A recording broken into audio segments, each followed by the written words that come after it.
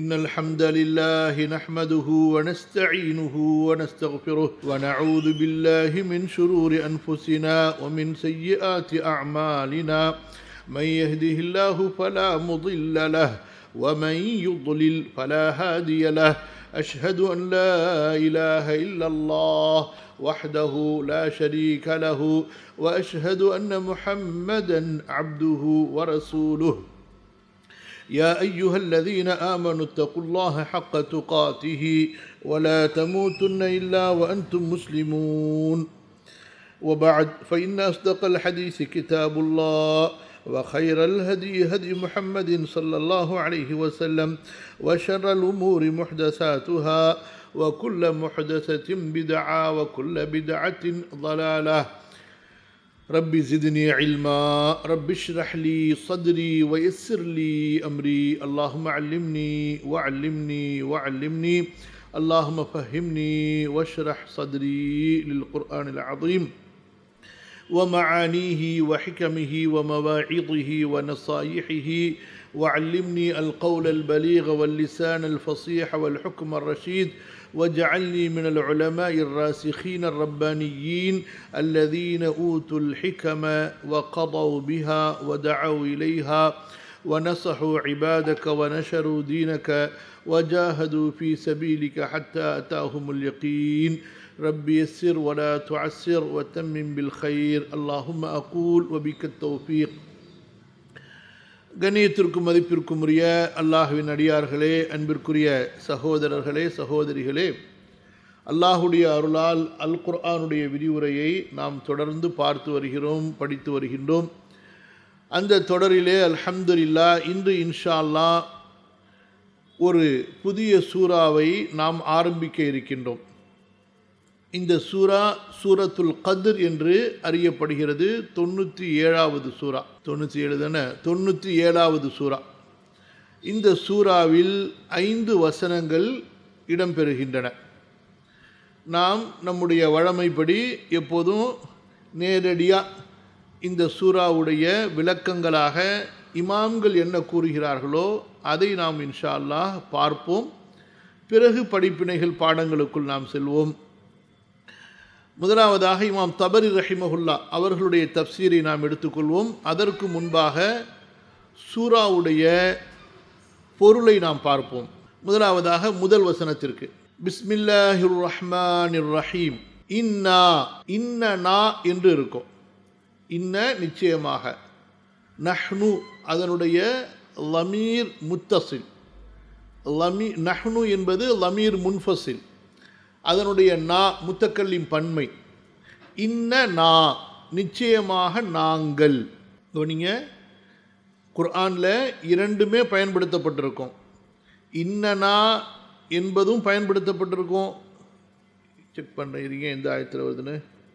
பெரும்பாலும் பாருங்கள், ரப்பனா இன்னனா சமிஅனா முனாதியன் யுனாதி லில் ஈமான், சூரா ஆலு இம்ரானுடைய 191வது வசனம். அதே போல் இன்னவுடைய இன்னொரு வகை தக்கீத் அன்னனா வலவ் அன்னனா நஸ்ஸல்னா இலைஹிமுல் மலாயிகத, சூரத்துல் அன்ஆமுடைய 111வது வசனம். சரிங்களா? ஆனால் இது குறைவாக பயன்படுத்தப்படும். ஏன்னா இது சொல்வதற்கு கொஞ்சம் சிரமமாக இருக்கின்ற காரணத்தினால பெரும்பாலும் இன்னா என்பது அதிகமாக பயன்படுத்தப்படும். இன்னா நிச்சயமாக நாம், இன்னா நிச்சயமாக நாங்கள். அல்லாஹு தஆலா தன்னை பெருமைப்படுத்தும் விதமாக அவன் ஒருவனாக இருந்தும் பன்மையின் சொல்லை அவன் தனக்கு பயன்படுத்துவான். தனது மகத்துவத்தை, கண்ணியத்தை, பெருமையை வெளிப்படுத்துவதற்காக.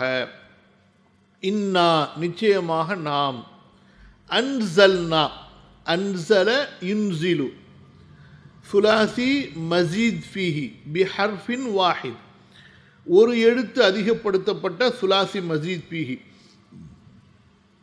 இதனுடைய சுலாசி முஜர்ரத் நஸல யன்சிலு. நஸல என்றால் இறங்கினான். அதனுடைய சுலாசி மஸீத் ஃபீஹி அன்சல இறக்கினான். சுலாசி மஸீத் ஃபீஹியினுடைய இன்னொரு பாபு நஸ்ஸல யுனஸ்ஸிலு தன்சீலன், இதுவும் அல் குர்ஆனில் அல் குர்ஆனுக்காக பயன்படுத்தப்பட்டிருக்கும். அன்சல யுன்சிலு என்றால் ஒரே தடவையில் இறக்குவதற்கு சொல்லப்படும். நஸ்ஸல யுனஸ்ஸிலு தன்சீலன் என்றால் கொஞ்சம் கொஞ்சமாக சிறிது சிறிதாக இறக்கப்படுவதற்கு சொல்லப்படும். சரியா? வித்தியாசம் என்ன? நம்ம இன்ஷா அல்லாஹ் விளக்கத்துக்குள்ளார போகும்போது பார்ப்போம். நீங்கள் முந்திய வேதங்கள் தௌராத், இன்ஜீல், அது குறித்து அல்லாஹு தாலா பேசும் பொழுது இன்னா அன்ஸல்ன தௌராத்த, தௌராத்தை நாம் இறக்கி இருக்கின்றோம் என்று அல்லாஹு தாலா பேசுவான். ஏனென்றால் மற்ற வேதங்கள் ஒரே தடவையில் முழுமையாக அந்தந்த நபிமார்களுக்கு இறக்கப்பட்டு விட்டது.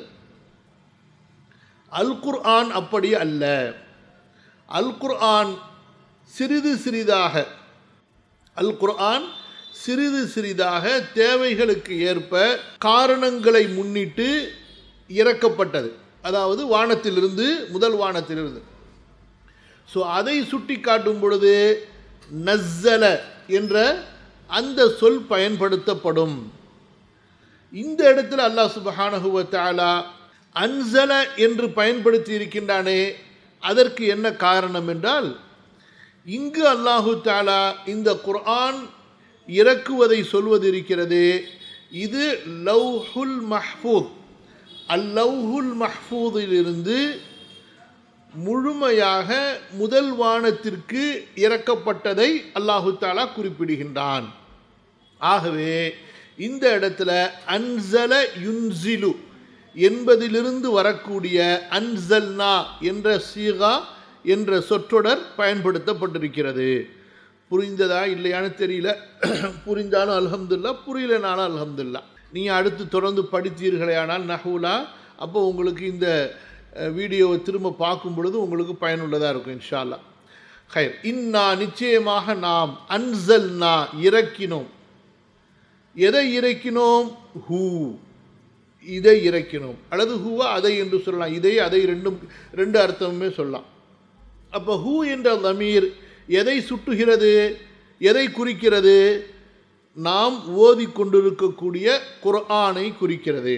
அது எல்லாராலும் புரியப்பட்ட ஒன்றாக இருக்கின்ற காரணத்தினால அதை சொல்வதற்கு முன்பாகவே அந்த சூறால லமீராக சொல்வது தவறு கிடையாது.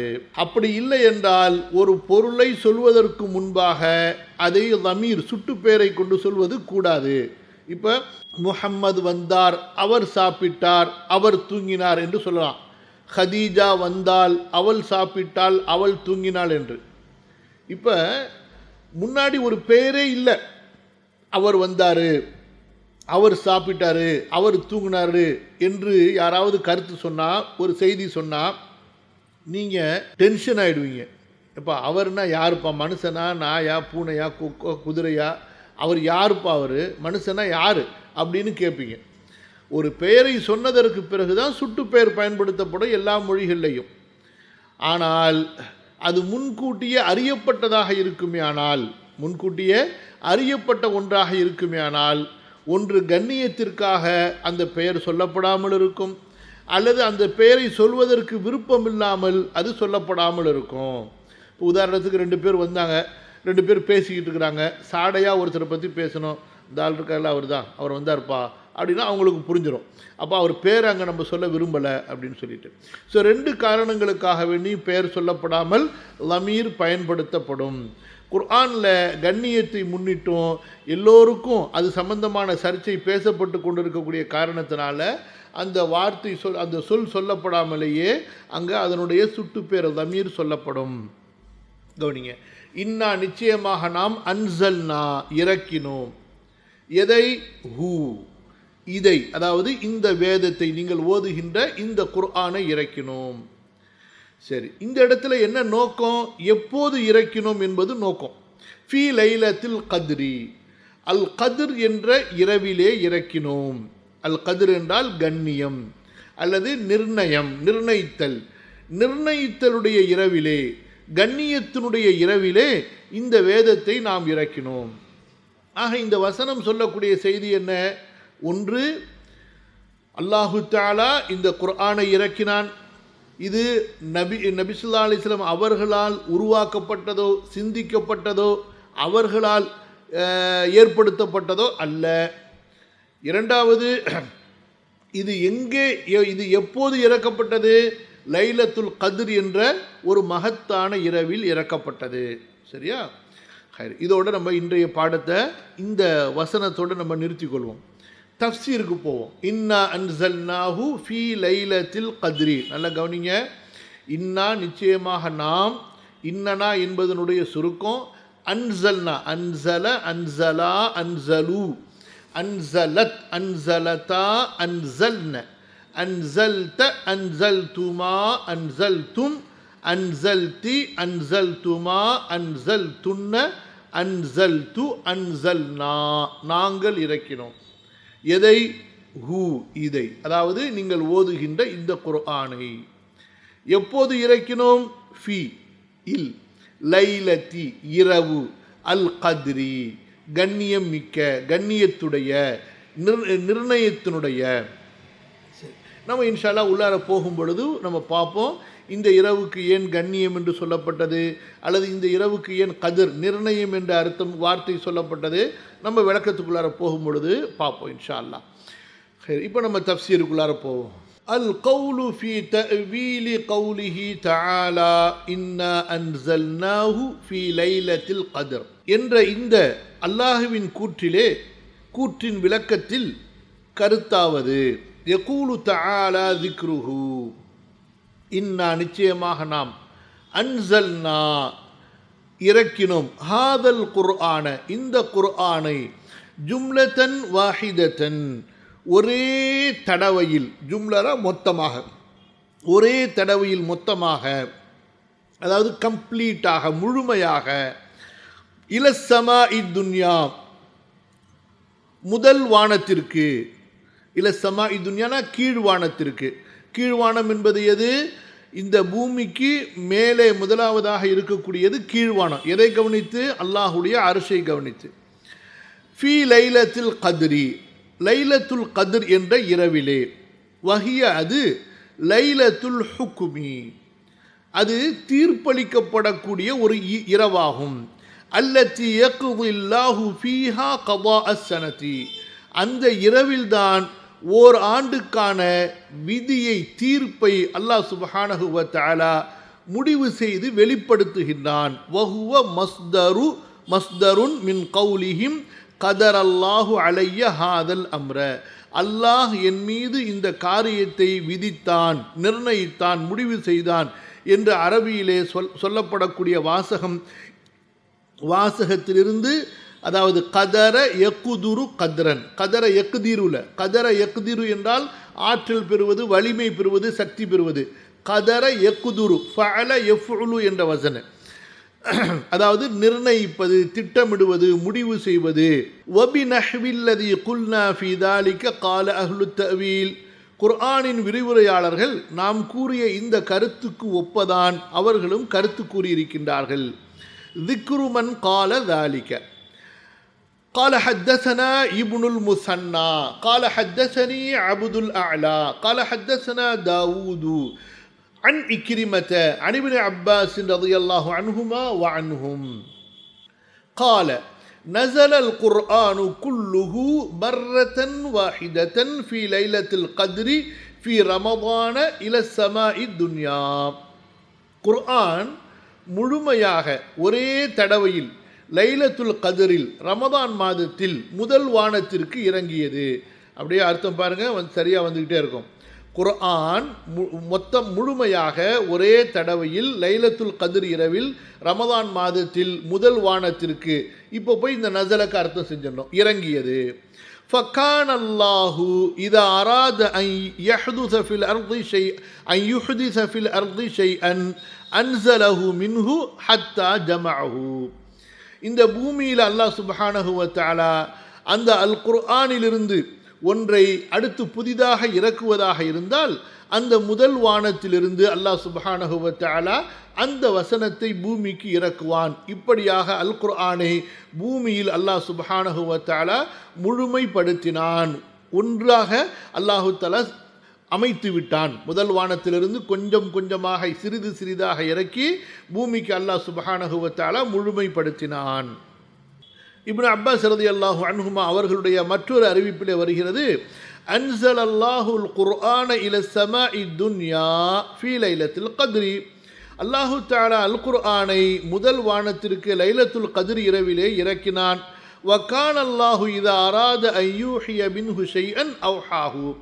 அதிலிருந்து ஒன்றை அல்லாஹு தஆலா அறிவிக்க நாடும் பொழுது அதை அல்லாஹு தஆலா தனியாக அறிவித்து கொடுப்பான். இப்படியாக அந்த முழுமையாக இறக்கப்பட்டு முதல் வானத்திலே பாதுகாக்கப்பட்டிருக்கக்கூடிய அந்த அல் குர்ஆனிலிருந்து எப்போது தேவை ஏற்பட்டதோ அதற்கேற்ப அல்லாஹ் சுப்ஹானஹு வ தஆலா வஹி அறிவித்து கொடுத்தான். ஃபஹுவ கௌலுஹு இன்னா அன்ஸல்னாஹு ஃபீ லைலத்தில் கத்ரி. இதைத்தான் அல்லாஹு தஆலா இந்த வசனத்தில் சொல்லி காட்டுகின்றான். அடுத்து இப்னு அப்பாஸ் ரலியல்லாஹு அன்ஹுமா அவர்களுடைய மற்றொரு அறிவிப்பிலே வருகிறது, இங்க பாருங்க, வகான பைன அவ்வலிஹி வ ஆஹிரிஹி 20 சனத்தன். வஹீனுடைய ஆரம்பத்திற்கும் வஹீனுடைய இறுதிக்கும் இடையிலே 20 ஆண்டுகள் இருந்தன. அப்போ உங்களுக்கு கேள்வி வரும், ரசூல் ஸல்லல்லாஹு அலைஹி வஸல்லம் அவர்களுக்கு 23 ஆண்டுகளில் குர்ஆன் இறக்கப்பட்டதாக நாம் படித்திருக்கிறோமே, இங்கே இப்னு அப்பாஸ் ரலியல்லாஹு அன்ஹுமா வஹீயுடைய ஆரம்பத்திற்கும் வஹீயுடைய இறுதிக்கும் 20 ஆண்டுகள் என்று சொல்கிறார்களே, இரண்டையும் எப்படி ஒன்று சேர்த்து புரிவது? முதல் விளக்கம், அரபுகள் இந்த எண்ணிக்கையை பயன்படுத்தும் பொழுது சூழ்நிலைகளுக்கு ஏற்ப எண்ணிக்கைகளை அவர்கள் சொல்வார்கள். அதில் முதலாவது எப்படி என்றால், ஒரு விஷயம் 25 வருஷத்தில் முடிஞ்சிருக்கும். இந்த கொசருன்னு சொன்னால் சொச்சமாக சொல்கிறத சில நேரங்களில் விரும்ப மாட்டாங்க. அதனால் என்ன செய்வாங்க, ஒன்று இந்த 25ல் 5 எடுத்துட்டு 20 வருஷம், ஏறத்தாழ 20 வருஷம் அல்லது 20 வருஷம் அப்படிம்பாங்க. அப்போ 20 வருஷம்னு சொல்லும் பொழுது மொத்தமாக 5 வருஷத்தை முழுங்கி மறுக்கிறது நோக்கம் இல்லை, சரிங்களா? 20 வருஷங்கிறத 25 வருஷத்தில் 5 வருஷங்கள் என்பது அது முழுமையடையாத ஒன்றுனால அதை விட்டுடுவாங்க. புரியுதுல? துல்லியமாக கணக்கு சொல்லும் பொழுது சொல்லுவாங்க, பொதுவாக பேச்சு வழக்கில் சொல்லும் பொழுது அதை சொல்ல மாட்டாங்க. இப்படி ஒரு அரபுகளுடைய பழக்கம். அல்லது இன்னொரு பழக்கம் என்னவென்றால், சில நேரங்களில் எண்ணிக்கைகளை முழுமைப்படுத்திடுவாங்க, குறைச்சிருக்கும். உதாரணமாக 23 வருஷம்னா அப்போ 23 வருஷத்தில் 12 மாதங்கள் இருந்தால் தான் ஒரு வருஷம் என்பது பூர்த்தி ஆகும். அந்த மாதிரி ஒவ்வொரு வருஷத்துலேயும் 12 மாதம் இருக்கணுமா? சில நேரங்களில் முடிஞ்சிருக்கும் பாருங்கள், அங்கே 22 வருஷமும் சில மாதங்கள் தான் முடிஞ்சிருக்கும். ஆனால் அதை மொத்தமாக ஒரு வருஷமாக கணக்கில் எடுத்துப்பாங்க, முழுமைப்படுத்திடுவாங்க. ஏன்னா 22.5 வருஷம் 22.5 வருஷம்னு சொல்கிறது சிரமமாக இருக்கின்ற காரணத்தினால அப்படி செய்வாங்க. புரியுதா? ஸோ அதனால தான் இங்கே இப்னு அப்பாஸ் ரலியல்லாஹு அன்ஹுமா 23 வருஷம் என்பதை, அந்த 3 என்பதை விட்டுட்டு 20 வருஷம்னு சொல்கிறாங்க. அதுக்கு என்ன நோக்கம்? அந்த 3 வருஷமும் கணக்கில் எடுக்கப்பட்டதான், சொல்லும் பொழுது சுருக்கத்திற்காக வேண்டி அது சொல்லப்படாது. அந்த மாதிரி நிறைய உதாரணங்கள் இருக்குது நமக்கு அரபியில். இமாம் ஷாபி ரஹிமஹுல்லா அவர்கள் சொல்கிறார்கள், அன்னஹு கால ஃபி கௌலில்லாஹி தஆலா இன்னா அன்ஸல்னாஹு ஃபி லைலத்தில் கத்ரி கால நஸல அவ்வலுல் குர்ஆனி ஃபி லைலத்தில் கத்ரி. குர்ஆனுடைய முதல் வசனம் அல்லது குர்ஆனுடைய ஆரம்பம் லைலத்துல் கத்ர் இரவிலே இறங்கியது. கவனிங்க. அடுத்து இப்னு அப்பாஸ் ரலியல்லாஹு அன்ஹுமா கால நஸலல் குர்ஆனு ஃபி லைலத்தின். குர்ஆன் ஒரு இரவிலே இறங்கியது. எங்கிருந்து இறங்கியது? மினஸ் ஸமாஇல் உல்யா, மேல் வானத்திலிருந்து, அதாவது 7வது வானம். இலஸ் ஸமாஇ துன்யா, கீழ் வானத்திற்கு. ஜும்லத்தன் வாஹிதத்தன், ஒரே தடவையில் முழுமையாக. சும்ம ஃபுர்ரிக ஃபிஸ்ஸினீன, பிறகு பல ஆண்டுகளிலே அது பிரித்து இறக்கப்பட்டது. வதலா இப்னு அப்பாஸ் ரலியல்லாஹு அன்ஹுமா ஹாதிஹில் ஆயா ஃபலா உக்ஸிமு பிமவாகிஇன் நுஜூம். இந்த கருத்தை சொல்லிவிட்டு ஃபலா உக்ஸிமு பிமவாகிஇன் நுஜூம் என்று வரக்கூடிய வசனத்தை, இந்த வசனம் எங்கே வருது? சூரத்துல் வாக்கியால. அதை இப்னு அப்பாஸ் ரலியல்லாஹு அன்ஹுமா ஓதி காட்டினார்கள். இன்னஹு லகுர்ஆனுன் கரீம் ஃபீ கிதாபின் மக்னூன் லா யமஸ்ஸுஹு இல்லல் முத்தஹ்ஹரூன். அதில் வரும்போது அதுக்கு முன்னாடி ஃபலா உக்ஸிமு பி மவாக்கிஇன் நுஜூம் இன்னஹு லகுர்ஆனுன் கரீம். சரி, இந்த அர்த்தம் என்னன்னு சொன்னால் ரெண்டு அர்த்தம் இதுக்கு. நட்சத்திரங்கள் விழக்கூடிய இடங்கள், அதுவும் ஒரு அர்த்தம் இருக்குது. இன்னொரு அர்த்தம், குர்ஆன் பகுதி பகுதியாக இறக்கப்பட்டதின் மீது அல்லாஹ் சத்தியம் செய்கிறான் என்ற ஒரு அர்த்தமும் இருக்குது. ஸோ இந்த இரண்டாவது அர்த்தத்தில் இப்னு அப்பாஸ் ரலியல்லாஹு அன்ஹுமா இந்த வசனத்தை எடுத்துக்கொண்டு இந்த கருத்தை சொல்கிறார்கள். எந்த கருத்து? 7வது வானத்திலிருந்து முதல் வானத்திற்கு ஒரே தடவையில் இந்த குர்ஆன் இறக்கப்பட்டது. அதற்கு பிறகு சும்ம ஃபுர்ரிக ஃபி ஸினீன், பல ஆண்டுகளில் பிரித்து இந்த குர்ஆன் பூமிக்கு இறக்கப்பட்டது என்று கூறிவிட்டு தன்னுடைய இந்த கருத்தை உறுதிப்படுத்துவதற்காக சூரத்துல் வாக்கியாவுடைய ஃபலா உக்ஸிமு பி மவாக்கிஇன் நுஜூம் என்ற வசனத்தை இப்னு அப்பாஸ் ரலியல்லாஹு அன்ஹுமா ஓதி காட்டினார்கள். கால இமாம் ஷாபி சொல்லுகின்றார்கள், பலகனா, எங்களுக்கு எட்டியது, எங்களுக்கு கிடைத்தது. பலகனான்னு ஓதிடக்கூடாது. அப்போ முத்தக்கலிம் நாங்கள் எட்டினோம், நாங்கள் அடைந்தோம்னு அர்த்தமாக போயிடும். பலகனா, எங்களுக்கு கிடைத்தது செய்தி, அன்னல் குர்ஆன நஸல ஜும்லத்தன் வாஹிதத்தன் இல ஸமாஇ துன்யா, குர்ஆன் முழுமையாக முதல் வானத்திற்கு இறங்கியது. சயீத் இப்னு ஜுபைர் ரஹிமஹுல்லா சொல்லுகின்றார்கள், உன்சிலல் குர்ஆனு ஜும்லத்தன் வாஹிதத்தன், குர்ஆன் முழுமையாக ஒரே தடவையில் இறக்கப்பட்டது. சும்ம அன்ஸல ரப்புனா ஃபி லைலத்தில் கத்ரி, பிறகு அல்லாஹ் சுப்ஹானஹு வ தஆலா லைலத்துல் கத்ர் இரவிலே அதை பூமிக்கு இறக்கினான். ஃபீஹா யுஃப்ரகு குல்லு அம்ரின் ஹக்கீம், அந்த இரவில்தான் முடிவு செய்யப்பட்ட ஒவ்வொரு காரியமும் பிரித்து கொடுக்கப்படுகிறது அப்படின்னு சொல்லலாம். ஞானமிக்க ஒவ்வொரு காரியமும் அந்த இரவில்தான் முடிவு செய்யப்பட்ட அறிவிக்கப்படுகிறது. அல்லாஹு தஆலாவுடைய விதியினுடைய ஒவ்வொரு காரியமும் ஞானம் பொருந்தியது. அதில் நம்ம எதையும் குறை சொல்ல முடியாது, குறை நம்மிடத்தில் தான் இருக்கிறது. அடுத்து இப்னு அப்பாஸ் ரலியல்லாஹு அன்ஹுமா சொல்லுகின்றார்கள், இன்னா அன்ஸல்னாஹு ஃபீ லைலத்தில் கத்ரி قال أنزل القرآن جملة واحدة في ليلة القدر إلى سماء الدنيا فكان بموقع النجوم فكان الله ينزله على رسوله صلى الله عليه وسلم بعضه في إسر بعض. அல்லாஹு தஆலா தனது ரசூலுக்கு அங்கிருந்து அந்த குர்ஆனை கொஞ்சம் கொஞ்சமாக ஒன்றன் பின் ஒன்றாக சில வசனங்களுக்கு பிறகு சில வசனங்களாக இறக்கி கொண்டிருந்தான். சும்ம கரஅ வகாலு லௌலா நுஸ்ஸில அலைஹில் குர்ஆனு ஜும்லத்தன் வாஹிதத்தன் கதாலிக லினுஸப்பித பிஹி ஃபுஆதக வரத்தல்னாஹு தர்தீலா. இந்த பூமியிலே குர்ஆன் முழுமையாக இறக்கப்பட வேண்டாமா ஒரே தடவையில் என்று அந்த குஃபார்கள் பேசிக்கொள்கிறார்கள். அல்லாஹ் சொல்கிறான், கதாலிக்க, இப்படித்தான் நான் இறக்குவோம், கொஞ்சம் கொஞ்சமாக தான் இறக்குவோம். ஏன்? உங்களுடைய உள்ளத்தை திடப்படுத்துவதற்காக, உறுதிப்படுத்துவதற்காக. மேலும் இதை நாம் உங்களுக்கு மிக முறையாக தர்த்தீலாக, அதாவது எப்படி ஓத வேண்டுமோ அவசரம் இல்லாமல் உங்களுக்கு இந்த குர்ஆனை ஓதி காட்டுவோம். வரத்தல்னாஹு தர்தீலா. அடுத்து முஜாஹித் ரஹிமஹுல்லா அவர்கள் லைலத்துல் கத்ர் என்பதனுடைய இன்னொரு பேர் லைலத்துல் ஹுக்கும். அந்த நாளில் தான் விதி, முடிவு செய்யப்பட்ட விதி உறுதி செய்யப்பட்டு மக்களுக்கு அறிவிக்கப்படுகிறது. யா அர்ஹமர் ராஹிமீன். அடுத்து அன் சயீத் இப்னு ஜுபைரின் ரஹிமஹுல்லா யுஅதனு லில் ஹுஜ்ஜாஜி ஃபீ லைலத்தில் கத்ரி யுக்தபூன பி அஸ்மாஇஹிம் வ அஸ்மாஇ ஆபாஇஹிம் فلا يغادر منهم أحد ولا يزاد فيهم ولا ينقص منهم. ஒரு ஆண்டில் யார் யாரெல்லாம் ஹஜ்ஜுக்கு போவார்கள் என்பது அந்த லைலத்துல் கத்ரிலே முடிவு செய்யப்பட்டு அறிவிக்கப்படுகிறது. அவர்களது பெயர்களும் அவர்களுடைய தந்தையுடைய பெயர்களும் பதிவு செய்யப்பட்டு விடுகின்றன. அவர்களில் யாரும் விடுபட மாட்டார்கள், அதற்கு மேலும் யாரும் அதிகப்படவும் மாட்டார்கள். அப்போ இந்த வருஷம் யார் ஹஜ்ஜுக்கு போகிறாங்கங்கிற விளக்கம் இருக்கிறது.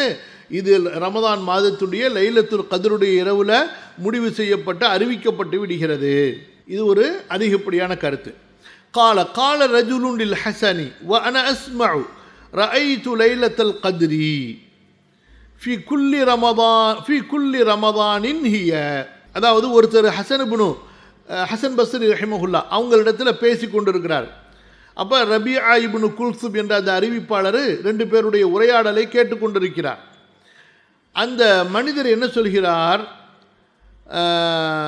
ஹசன் பஸ்ரி அவர்களே, நீங்கள் லைலத்துல் கத்ரை ஒவ்வொரு வருஷமும் வரக்கூடியதாக கருதுகின்றீர்களா என்று கேட்டபோது ஹசன் பஸ்ரி சொல்கிறாங்க, கால நஅம், ஆமாம், வல்லாஹி அல்லதி லா இலாஹ இல்லாஹுவ, எந்த அல்லாஹுவை தவிர வணக்கத்திற்குரிய தெய்வம் வேறு யாரும் இல்லையோ அந்த அல்லாஹுவின் மீது சத்தியமாக, இன்னஹா லஃபி குல்லி ரமதான, இந்த லைலத்துல் கத்ர் இருக்கின்றது ரமதான் மாதங்கள் எல்லா மாதங்களிலும், புரியுதுங்களா, ஒவ்வொரு வருஷம் வரக்கூடிய ரமதான் மாதங்களிலே அந்த லைலத்துல் கத்ர் இரவுகிறது. அதாவது லைலத்துல் கத்ர் என்பது முதல்ல குர்ஆன் இறக்கப்பட்ட ஓர் இரவோடு முடிந்து விட்டது என்பதல்ல, ரமதான் வரும்பொழுதெல்லாம் அந்த ரமதானிலே லைலத்துல் கத்ர் பெற்றுக்கொள்ளப்படும்.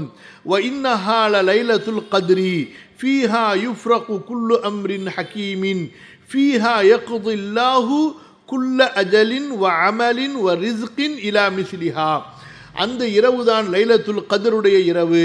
அதில் அல்லாஹ் சுப்ஹானஹு வ தஆலா ஞானமிக்க ஒவ்வொரு காரியத்தையும் முடிவு செய்கின்றான். அல்லாஹு தஆலா அதிலே தீர்ப்பை எழுதிவிடுகின்றான். யார் எவ்வளவு காலங்கள் வாழ்வார்கள், யாருடைய அமல் எப்படி இருக்கும், யாருடைய வாழ்வாதாரம் ரிஸ்க் எவ்வளவு, எங்கே, என்ன வகையில் எல்லாம் எழுதப்பட்டு விடுகின்றது. இலா மிஸ்லிஹா வ எக்ஸெட்ரா, இன்னும் இது போன்ற எல்லா காரியங்களும் அந்த இரவிலே வெளிப்படுத்தப்பட்டு முடிவு செய்யப்பட்டு அறிவிக்கப்பட்டு விடுகின்றன. அதாவது மலக்குகளிடத்தில் ஒப்படைக்கப்படுகின்றன. இப்னு உமர் ரலியல்லாஹு அன்ஹுமா சொல்கின்றார்கள், கால லைலத்துல் கத்ரி ஃபீ குல்லி ரமதான, லைலத்துல் கத்ர் இரவு குர்ஆன் இறக்கப்பட்ட அந்த முதல் இரவோடு முடிவது கிடையாது, ஒவ்வொரு ரமதானிலும் இந்த லைலத்துல் கத்ர் வந்து கொண்டே இருக்கிறது. சரி, இப்னு கசீர் ரஹிமஹுல்லா அவர்கள் என்ன சொல்கிறார்கள், நான் படிக்கிறேன், அதில் ஏதாவது அதிகப்படியான விளக்கங்கள் இருந்தால் அதை மட்டும் நம்ம பார்ப்போம். தஃப்சீரு சூரத்துல் கத்ரி வஹிய மக்கியத்துன், இமாம் இப்னு கசீர் சொல்கின்றார்கள், இந்த சூரா மக்காவில் இறக்கப்பட்டது. சரிங்களா. அக்பர் அல்லாஹு தஆலா அன்னஹு அன்ஸலல் குர்ஆன லைலத்துல் கத்ரி, அல்லாஹு தஆலா லைலத்துல் கத்ர் இரவிலே இந்த குர்ஆனை இறக்கியதாக சொல்கிறான். வஹிய லைலத்துல் முபாரக்கா, இதுதான் அல்லாஹுவால் ஆசீர்வதிக்கப்பட்ட அருள் நிறைந்த இரவாகும். அல்லதி காலல்லாஹு அஸ்ஸ வ ஜல்ல இன்னா அன்ஸல்னாஹு ஃபீ லைலத்தின் முபாரக்கத்தின், சூரத்து துகானுடைய 3வது வசனத்தில் அருள்மிக்க இரவிலே, அருள் செய்யப்பட்ட இரவிலே நாம் இந்த குர்ஆனை இறக்கினோம் என்று அல்லாஹ் சொல்கிறான் அல்லவா. அந்த லைலத்து முபாரக்கத்துன் என்பது குர்ஆன் இறக்கப்பட்ட லைலத்துல் கத்ர் இரவாகும். வஹிய லைலத்துல் கத்ரி, அந்த முபாரக்கான இரவு லைலத்துல் கத்ராகும். வஹிய மின் ஷஹ்ரி ரமதான், லைலத்துல் கத்ர் ரமதான் மாதத்தில் உள்ளதாகும். கமா கால தஆலா ஷஹ்ரு ரமதான் அல்லதி உன்ஸில ஃபீஹில் குர்ஆன், ரமதான் மாதம் எத்தகையதென்றால் அதில் தான் அல் குர்ஆன் இறக்கப்பட்டது. சரி, அப்போ ரமதான் மாதத்தில் அல் குர்ஆன் இறக்கப்பட்டது, லைலத்துல் கத்ர் இரவிலே இது இறக்கப்பட்டது என்று சொல்லும் பொழுது லைலத்துல் கத்ர் என்பது ரமதான் மாதத்தில் பெற்றுக்கொள்ளப்பட்ட இரவு. இன்னா அன்ஸல்னாஹு ஃபீ லைலத்தின் முபாரக்கத்தின், இதை நாம் பரக்கத்து மிக்க இரவிலே இறக்கி இருக்கிறோம் என்று சொல்லி இன்னா அன்ஸல்னாஹு ஃபீ லைலத்துல் கத்ர் என்று அல்லாஹு தஆலா சொல்லி இருப்பதிலிருந்து சூரத்து துகானிலே 3வது வசனத்தில் இடம்பெறக்கூடிய லைலா முபாரக்கா என்பது லைலத்துல் கத்ர், அதாவது ரமதானில் உள்ள லைலத்துல் கத்ர் என்பதை அறிந்து கொள்கிறோம். இதை மண்டையில் நல்லா பதிய வைத்ததுக்கு பிறகு இப்போ நான் ஒரு கருத்து சொல்கிறேன், அதை நல்லா புரிய பாருங்கள், தூங்காமல் எந்திரிச்சு உட்காந்து புரிய பாருங்கள். ஏன் இப்படி ஒரு பீடிகை போட்டு சொல்கிறேன் என்று சொன்னால், நம்முடைய முஸ்லிம் உம்மத்தில் பலருக்கு சஹீஹான ஹதீஸுகளில் வரக்கூடிய செய்திகளை விட பலவீனமான, மிக பலவீனமான பொய்யான ஹதீஸுகளில் வரக்கூடிய செய்திகள் மேலே தான் அதிக நம்பிக்கை. சஹீஹான ஹதீஸுகளை பரப்புவதை விட பொய்யான பலவீனமான ஹதீஸுகளை பரப்புவது தான் இன்றைய பல முஸ்லிம்கள், பல ஆலிம்கள் செய்து கொண்டிருக்கக்கூடிய வேலை. அந்த அடிப்படையில் ஷாபான் மாதத்தில் ஷபே பராத் அப்படின்னு ஒரு இரவு சொல்லுவாங்க. ஷப்பே பராத், ஷப்புங்கிறது ஃபார்சி வார்த்தை இரவு, பராத் இரவு. என்னங்க பராத் இரவு? பராத் இரவில் தான் அல்லாஹு தாலா விதியை முடிவு செய்கிறான். ஒருத்தருடைய வாழ்வாதாரம் என்ன, ஒருத்தர் எவ்வளவு வாழப் போகிறாரு, பலாய் முசீபத்துகள்லாம் யாருக்கு எப்படி வரும், அதை பற்றி. அதனால் என்ன செய்கிறார்கள், உட்காந்து 3 யாசினை ஓது. ஒரு யாசினு இந்த துன்யாவில் நீண்ட காலம் வாழ்கிறதுக்கு, சாவாமல் இருக்கிறதுக்கு, யகுதி பசங்க மாதிரி. ஒரு காலம் ஒரு யாசின் எதுக்கு, நல்ல சாப்பாடு, சட்டி சோறு சாப்பிட்றதுக்கு, அதுவும் யகுதி மாதிரி. இன்னொன்று என்ன, வாழ்க்கையில் சிரமமே வரக்கூடாது அப்படின்னு சொல்லி, எல்லாம் யகுதி மாதிரி. முஸ்லீம் மாதிரி யார் இருக்கா, ஒருத்தரும் கிடையாது. அல்லாஹ் தான் பாதுகாக்கணும். அப்போ குர்ஆனை கூட ஆகிரத்துக்காக, மறுமைக்காக, படிப்பினைக்காக ஓதக்கூடிய உம்மத்து இல்லை. அந்த குர்ஆன் ஓதுனா துன்யாவில் என்ன கிடைக்கும், நமக்கு சோறு கிடைக்குமா, சட்டி சோறு கிடைக்குமா, இன்னும் 4 வருஷம் துன்யாவில் வாழ்ந்து பாவம் செய்வோமா, அதுக்கு தான். அல்லாஹ்வை சந்திக்கணுமே, மறுமையை சந்திக்கணுமே, போதும் வாழ்ந்தது, அந்த ஆசை வருமா, எப்படி வரும்? இந்த துன்யாவை சேர்த்து சேர்த்து இதிலேயே உள்ளத்தை பறி கொடுத்து வச்சுருந்தா அல்லாஹ்வை சந்திக்கணுங்கிற ஆசை எப்படி வரும்? இவங்களுக்கு அல்லாஹு தஆலா யஹூதிகள் மேலே, நசராணிகள் மேலே, முஷ்ரிக்குகள் மேலே உதவி செய்வான். மௌத்தை விரும்பக்கூடிய ஒரு உம்மத்து உருவானால்தான் இந்த உம்மத்துக்கு வெற்றி கிடைக்கும், இந்த உம்மத்துக்கு கண்ணியம் கிடைக்கும். நம்ம தான் குடு கிளவனாவும் சக்கராத்தை இன்னும் அடுத்து அதை கொண்டு போய் எங்கேயாச்சும் வச்சு ஆஸ்பத்திரியில் வச்சு வெண்டிலேஷனில் வச்சு திரும்ப கொண்டு வந்து இன்னொரு 10 நாள் வாழ மாட்டோமா அப்படிங்கிற வெறியில் தானே இருக்கிறோம். அல்லாட்ட போகணுங்கிற ஆசை யாருக்கு இருக்குது? யா ரப் லா இலாஹ இல்லல்லாஹ் லா ஹவ்ல வலா குவத்த இல்லா பில்லாஹில் அலியில் அஸீம். சரி, விஷயத்துக்கு வாங்க. நான் சொல்கிறதெல்லாம் உங்களுக்கு இப்போ புரியாது. ரப்பி சிதினி இல்மா. சரி, அப்போ இந்த ஷபே பராத்துன்னு சொல்லுவாங்க. அதுக்கு என்ன செய்வார்கள், இந்த சூரா துஹானுடைய 3வது வசனத்தை ஓதி காட்டுவார்கள். சர்வலோக முட்டாள்கள், ஹதீஸுகளையும் படிப்பதில்லை, தப்சீர்களையும் படிக்கிறதில்லை.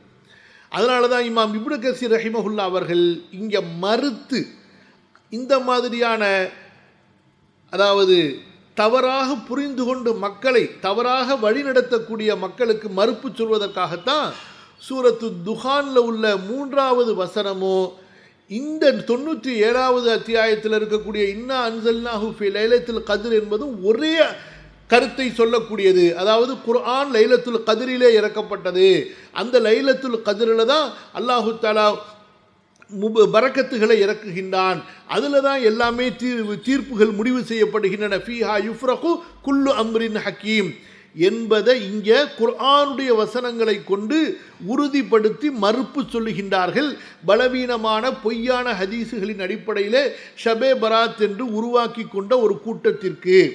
ஷபே பராத் என்பது ரசூல் ஸல்லல்லாஹு அலைஹி வஸல்லம் காலத்தில் இல்லை, குலஃபாக்களுடைய காலத்தில் இல்லை, பின்னால் உருவாக்கப்பட்ட ஒரு கற்பனை கதை இன்று மக்களுக்கு மத்தியிலே எப்படி ஒரு பக்தியான மார்க்கமாக மாறியிருக்கிறது. அல்லாஹ் பாதுகாக்கணும். இது முதல் விஷயம்.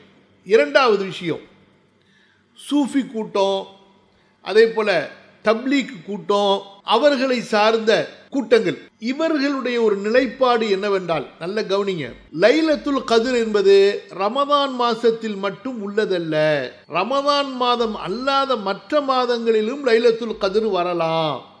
ஷாபான் மாசத்தில் வரலாம், ஷவ்வால் மாசத்தில் வரலாம், துல்காதால வரலாம், துல்ஹஜ்ஜில் வரலாம் என்று சொல்கிறார்கள். யார் இவங்க? சூஃபிகள், அதே போல தரிகாவாதிகள், அவர்களை சேர்ந்து வழிகேட்டிலே அவர்களை பின்பற்றக்கூடியவர்கள்.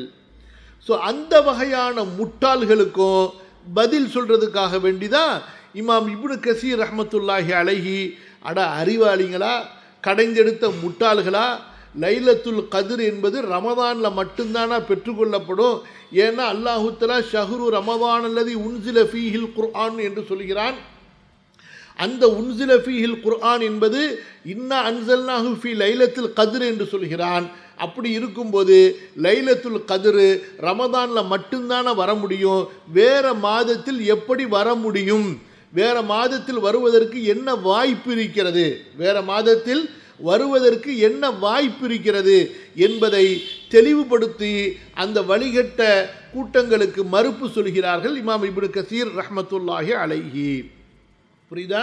இந்த தப்லீக் ஜமாத்தில் இருக்கக்கூடியவங்க நல்லவங்க, ஆனால் அறிவில்லாதவர்கள், இல்மு இல்லாதவர்கள். அவங்க ஃபதாயில் அமால் என்று ஒரு தாலீம் புத்தகம் வச்சுருப்பாங்க. அந்த புத்தகத்தில் பார்த்தா ரசூல் ஸல்லல்லாஹு அலைஹி வஸல்லம் லைலத்துல் கத்ர் இரவை தேடச் சொன்னார்கள். ரமதான் மாதத்தினுடைய கடைசி 10, அப்புறம் கடைசி 10 ஒற்றைப்படையான இரவுகளில், அதெல்லாம் ஹதீஸை எழுதுவாங்க. அல்ஹம்துலில்லாஹ். ஆனால் எழுதிட்டு கடைசியில் அந்த ஹதீஸுகள் மேலே தண்ணியை தூக்கி ஊற்றிட்டு போயிடுவாங்க. என்ன ஊற்றிட்டு போயிடுவாங்க? யாரோ ஒருத்தர் ஷேகுல் ஆரிஃபின், அவர் யாருன்னு சொன்னால் அவர் அந்த காலத்தில் வாழ்ந்த அறிஞர்களெல்லாம் முர்த்தது, இஸ்லாத்தை விட்டு வெளியே போனவர், யஹூதி என்று தீர்ப்பளிக்கப்பட்டவர். அப்படிப்பட்ட ஒருத்தருடைய கூற்றை எடுத்து போட்டு அவர் சொல்கிறாரு, என்னிடத்தில் சரியான கருத்து, லைலத்துல் கதிர் என்பது ஆண்டு முழுவதும் சுற்றி கொண்டே வருகிறது. நானே பல தடவை ஷாபான் மாதத்துலையும் பார்த்துருக்கேன், பல தடவை ரமதான் மாதத்துலையும் பார்த்துருக்கிறேன். அதுவும் ரமதான் மாதத்தில் 2வது 10 பார்த்தாராம், 3வது 10 கூட பார்க்கலையா. ஆக மொத்தம் ரசூலுல்லாவை பொய்யாக்குவது தான் இந்த சூஃபி கூட்டத்துக்கு வேலை. ரசூலுல்லாவை விட தங்களுடைய ஞானிகளை இல்முல உயர்ந்தவர்களாக ஷோ பண்ணுறது தான் இந்த சூஃபி கூட்டத்தினுடைய வேலை. புரியுதா? அதனால் ரொம்ப கவனமாக இருங்க. எங்கேயாவது ஒரு நல்லது தெரிஞ்சால் வெறும் அந்த ஒரு நல்லதை பார்த்துட்டு கூட்டமாக ஓடி போய் விழுவாதீங்க.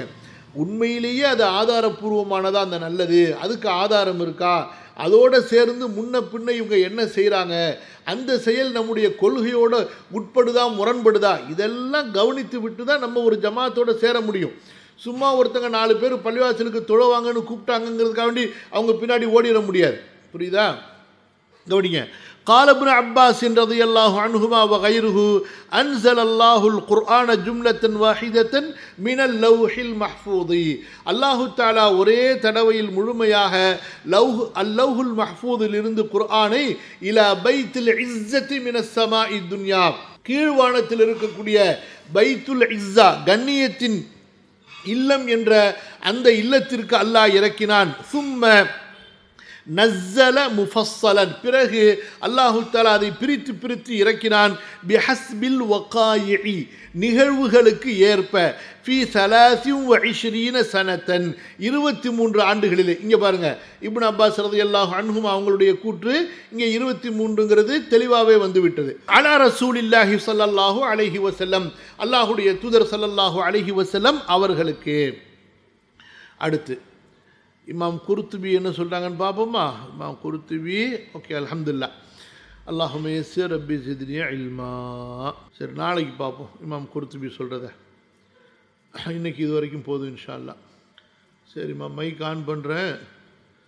ஏதாவது அவசியமான முக்கியமான கேள்வி இருந்தால் கேளுங்க.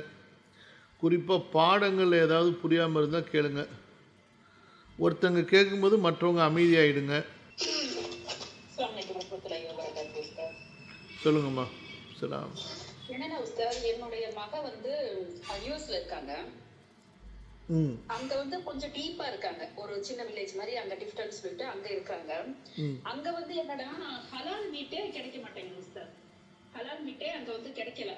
அங்க இருந்து அவங்க வந்து ஹலால் மீட் கிடைக்கணும்னா நம்ம இங்க இருந்து திருச்சி போற தூரம் மாதிரி வந்து ஒரு 4 hours வந்து டிராவல் பண்ணி போய் தான் ஹலால் மீட் வாங்கணும். அந்த மாதிரியான ஒரு சூழ்நிலை. அதே மாதிரி அங்க போய் எப்பயாவது போய் வாங்கினாலுமே வந்து விலையும் ரொம்ப ஜாஸ்தியா இருக்கு. நம்ம மட்டன் வாங்குற விலைக்கு சிக்கன் இருக்கு, அந்த மாதிரி வந்து இருக்கு. இந்த மாதிரி சூழ்நிலையில என்ன செய்யலாம் அப்படின்றதுதான் உஸ்தாத் கேள்வி. இல்ல அங்க வந்து என்ன சொல்றாங்கன்னா, வீட்லயே கோழி பண்ண ஒரு 10 கோழி 20 கோழி வளர்த்துட முடியாதா? அங்கதான் இடம்லாம் சும்மா பெரிய முடியாது உஸ்தாத், வளர்க்க முடியாது அங்கெல்லாம். ஏன்? அங்கதான் நிறைய வளர்க்கலாம். அதுக்கெல்லாம் வந்து தனியா அனுமதி தான் வாங்கணும். அங்கெல்லாம் ரொம்ப ஸ்ட்ரிக்டான ரூல்ஸ் இல்லையா, அதனால இது பண்ணணும். இந்த மாதிரி அங்க என்ன சொல்றாங்கன்னா, அங்க உள்ள முஸ்லிம்ஸ் என்ன சொல்றாங்கன்னா, இது வந்து நாம வந்து வேலைக்காரர்கள் தானே கட் பண்றாங்க, அவங்களுடைய மீட் நம்மளுக்கு ஹலால் தானே அப்படின்ற மாதிரி அவங்க சில பேர் எடுக்கிறாங்க. என்ன உஸ்தாத் நம்ம செய்யணும்? இதுக்கு நம்மளுக்கு அனுமதி இருக்கா? அது ஒன்றும் பிரச்சனை இல்லை. அல்லாஹு தஆலா நேரடியாக அல் குர்ஆனில் சொல்லிட்டான்ல, யஸ்அலூனக மாதா உஹில்ல லஹும் குல் உஹில்ல லஹும் குல் உஹில்ல லஹும். இங்கே வர சூரா அல் மாயிதால 6வது வசனம். யா ரப் தாமுல்லது யா ரப் யஸ்அலூனக மாதா உஹில்ல லஹும், சரிங்களா? குல் உஹில்ல லக்குமுத் தய்யிபாத்து வமா அல்லம்தும் மினல் ஜவாரிஹ். அதுக்கு அடுத்தது அல்யோம உஹில்ல, இது வந்து 5வது வசனம். அல்யோம உஹில்ல லக்குமுத் தய்யிபாத்து வ தஆமுல் லதீன ஊதுல் கிதாப ஹில்லுல் லக்கும். 5வது வசனம். அவங்க சொல்கிறது சரிதான், வேதக்காரர்களுடைய உணவு இருக்குதே நமக்கு ஹலால். ரசூல் ஸல்லல்லாஹு அலைஹி வஸல்லம் அவங்க ஹைபர் யுத்தங்களில் அவங்க யகூதிகளிடத்தில் சண்டை செய்த போது அங்கே இருந்த கொழுப்புகள் மற்ற உணவுகளை எடுத்து அவங்க பயன்படுத்தியிருக்காங்க. ஸோ அதனால் அது அறுக்கப்பட்டதாக இருக்குமேனால், வேதக்காரர்களுடைய கரங்களால் அறுக்கப்பட்டதாக இருக்குமேனால் அதை நம்ம பிஸ்மில்லா சொல்லி புசிக்கிறதுல தப்பு கிடையாது இன்ஷா அல்லாஹ். அங்கே அது வேதக்காரர்களுடைய கரங்களால் அறுத்ததா அல்லது மிஷினில் அவங்க சாவடித்ததா என்னன்னு பார்க்கணும். யூதர்கள் அறுத்திருந்தாலும் நசராணிகள் மூலமாக அறுக்கப்பட்டிருந்தாலும் அது நமக்கு ஹலால். அங்க என்ன உஸ்தாத், அங்க மிஷின் கட்டிங் தானே, மனுஷங்களை வச்செல்லாம் அறுக்கவே மாட்டேங்கிறாங்க, ஃபுல்லாவே மிஷின் கட்டிங் தானே. ஏன்னா அது அவங்க இது பாக்குறாங்க, ரொம்ப ஹைஜீனா இருக்கணும் அப்படின்றதுக்காக மிஷின் கட்டிங் தான் அவங்க மோஸ்ட்லி பண்றாங்க. ஏன்னா அந்த ஹலால் மீட்டுமே இல்லீகலா தான் அவங்க பண்றாங்க. ஹலால் மீட்டுங்கிறது இல்லீகல் தான். ஏன்னா எங்கேயாவது போய் நம்ம முஸ்லீமா இருந்தவங்க அறுக்கிறதுக்கு அதுக்கே ரொம்ப இல்லீகலா தான் பண்ண வேண்டியதா இருக்காங்க. ஏன்னா அவங்க கவர்மெண்ட்ல இருந்து புடிச்சாங்கன்னா உடனே அது எல்லாத்தையும் டிஸ்போஸ் பண்ணிட்டு கடைக்கும் சீல் வச்சிருவாங்களாம். இந்த மாதிரியான சூழ்நிலை தான் அமெரிக்காலே அப்படி இருக்கு. அவங்க இருக்கிற அந்த ஜார்ஜியா உஸ்தாத், அவங்க இருக்கிறது ஜார்ஜியா, அட்லாண்டா, இந்த மாதிரி ஏரியாவில் இருக்கு. அட்லாண்டா போனாங்கன்னா அவங்க 4 hours டிராவல் பண்ணி போகணும். அங்க போனாங்கன்னா அவங்களுக்கு மீட்டோட விலையே ரொம்ப ஜாஸ்தியா இருக்கு. ஹலால் அப்படின்னு சர்டிபிகேட் போட்ட மீட் ரொம்ப ஜாஸ்தியா இருக்கு விலை. இங்க அவங்க இதுக்கு பக்கத்துல டிஃப்டனுக்கு பக்கத்துல அல்பேனி அப்படின்ற அந்த ஊருக்கு போனாங்கன்னா இந்த மாதிரி இல்லீகலா தான் அவங்க மீட் விற்கிறாங்க. பிரான்ஸில் என்ன செய்கிறாங்கன்னா ஒரு வேன்லேயே கோழி எல்லாத்தையும் எடுத்துக்கிட்டு நம்ம அல்ஜீரியன், துனிசியா, மொரோக்கோ முஸ்லீம்ஸ் கடை வச்சுருக்கிறாங்க. அது ஃப்ளோட்டிங் கடை, அப்படியே ஒரு சிட்டியாக சுற்றிக்கிட்டே இருப்பாங்க. அங்கே டைரெக்டாக நம்ம இந்தியாவில் இருக்கிற மாதிரி கடையில் போய் இந்த கோழி அறுனா அந்த கோழியை அறுத்து கொடுப்பாங்க. எல்லாமே அவங்க வேனில் வச்சுருப்பாங்க. ஃப்ரான்ஸில் இருக்குது. இருங்க வரேன். டென்மார்க்ல இருந்தாங்க உஸ்தாத். அங்க டென்மார்க் என்னன்னா அங்க ஹலால் மீட் ஈஸியா கிடைக்குது. ஏன்னா இது கல்ஃப் கண்ட்ரிஸ் பக்கத்துல இருக்கிறதுனால அவங்களுக்கு ஈஸியா மீட் ஹலால் போட்டு வந்துருது. அங்க இருந்து தான் வரணும் டென்மார்க்குக்கு எல்லாமே ஹலால் மீட் வர்றதே கல்ஃப் கண்ட்ரிஸ்ல இருந்து தான் வருது. ஆனா இங்க இருக்கிறதுல இவங்களுக்கு இந்த மாதிரியான பிரச்சனைகள் இருக்காங்க உஸ்தாத். ஆனா யுஎஸ்லயே இப்ப நியூ ஜெர்சி, கலிபோர்னியா அந்த மாதிரியான பெரிய பெரிய ஊர்கள்ல எல்லாமே கிடைக்குது, ஹலால் மீட்டும் கிடைக்குது. இவங்களுக்கு இந்த மாதிரி சிரமம் கொஞ்சம் டீப்பா இருக்கிறதுனால இவங்க போறதுக்கே 4 hours டிராவல் பண்ணி தான் போற மாதிரி ஒரு சூழ்நிலை.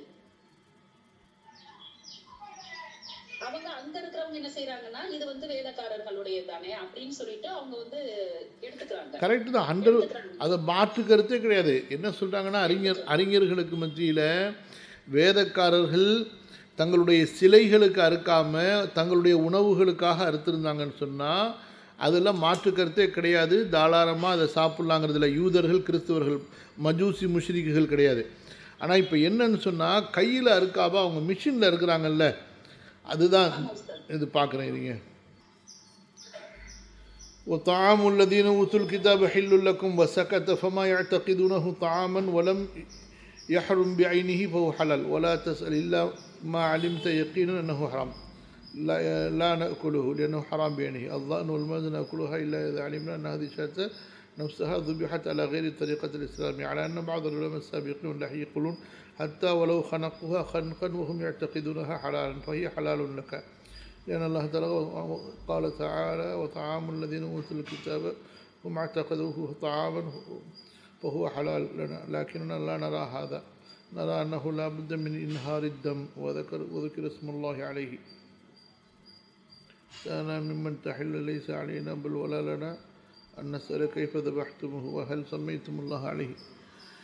சரிம்மா, சாப்பிடலான்னு தாம்மா சொல்கிறாங்க. ஐயாக்குமா, உங்களால் எனக்கு ஒரு இல்மு கிடைச்சு. வலைக்கும் சலாம். மிஷின் சாப்பிடலாம். அவங்க அதை ஹலாலாக எடுத்துக்கொள்றதுனால நம்மளும் சாப்பிடலாம். ஆமாம்மா. அந்த ஃபத்வாவை நான் குரூப்பில் இப்போ ஷேர் பண்ணிடுறேன். கொஞ்சம் போட்டு விடுங்க மிஸ்டர். ஏன்னா நான் அவங்களுக்கும் அனுப்பி விடுறது கொஞ்சம் யூஸ். சரிம்மா, யூஸ்ஃபுல்லா இருக்கும். சரிம்மா. சரிங்க மிஸ்டர். ஜஸாக்கல்லாஹ். அஸ்ஸலாமு அலைக்கும் வரஹ்மத்துல்லாஹி வபரகாத்துஹு மிஸ்டர். வலைக்கும் சலாம். இன்ஷாஅல்லாஹ் ரம்லான் வரப்போகுது இன்ஷா அல்லாஹ். ரம்லான் மாசம் மட்டும்தான் எங்க ஊர் பள்ளிவாசல்ல பெண்களுக்கு தராபியா தொழுவா அலவுடு, மற்ற நேரத்துல கிடையாது. நீங்கள் எதுக்கு உங்கள் ஊருக்கு போகிறீங்க? உங்களுக்காண்டி தானே நாங்கள் பள்ளி கட்டிகிட்டு இருக்கோம். 24 மணி நேரமும் வந்து இங்கே தொழுகிறதுக்காண்டி மண்ணடிக்கு வந்துடுங்க. நாங்க நாங்க நாங்க பாண்டிச்சேரியில இருக்கோம் இன்ஷா அல்லாஹ். பாண்டிச்சேரினா 120 கண்டிப்பா 120 சென்னையில இருந்து அவசியமா உங்க பள்ளிக்கு தான் வருவோம் 120 கிலோமீட்டர் தானே, ஏறி வந்துடுங்க. இன்ஷா அல்லாஹ். இன்ஷா அல்லாஹ். இன்ஷா அல்லாஹ். அது என்னன்னா அங்க போய் தொழுவுற, சரி அப்படியாச்சும் ஒரு வாய்ப்பு கிடைக்குது தாயத் பஜி தொழலாமே அப்படின்ட்டு தராபியாக்கா போவோம். என்ன ஒண்ணு அங்க அவசர அவசரமா தொழு வைக்கிறாங்க, ருக்கு சஜிதாவுக்கு டைம் கொடுக்க மாட்டேங்கிறாங்க. ஏன் குஜிமாம் சார் இப்படி அநியாயம் பண்ணுறேன்னு சொல்லிட்டு அப்படிலாம் செய்யக்கூடாது. சொல்லுங்கள், போய் உட்காந்து பேசுங்க. நீங்கள் இமாம் சாப்பை கூப்பிட்டு உட்காந்து இப்படிலாம் செய்யலாமா, இப்போ ரசூல்லா எவ்வளோ நிம்மதியாக தொழுதுருக்காங்க, நிதானமாக தொழுதுருக்காங்கன்னு சொல்லுங்கள். நீங்கள் 4 பேர் சொல்ல தான் சரிப்படுத்துவாங்க. எல்லாரும் அப்படி இப்படி செய்கிறாங்கன்னு தனித்தனியாக பிரிஞ்சு போயிட்டு அப்படியே விட்டுட்டிங்கன்னா இது அதிகமாகிட்டு தான் போவோம். அப்படியும் சொல்லி அவங்க வந்து நிதானமாக தொழுக வைக்கலன்னு சொன்னால் அப்போ நீங்கள் வீட்டில் தொழுதுக்குங்க.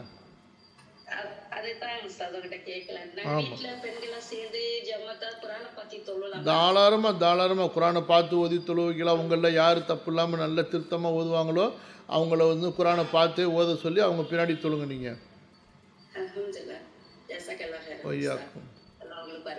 ஆமீன் ஆமீன். உங்களுக்கும் அல்ஹம்துலில்லாஹ். ஏன் அதுக்கு மேலே கேட்டால் என்ன காசாக கேட்குறேன்?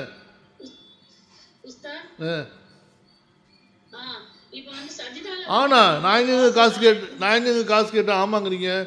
நீங்கள் ஒரே ஒரு கேள்வி மட்டும் கேட்குறேன், நீங்களே இன்னொரு கேள்வி கேட்டால் காசா கேட்குறேன்னு கேட்டேன், அதுக்கு ஆமா நீங்கள்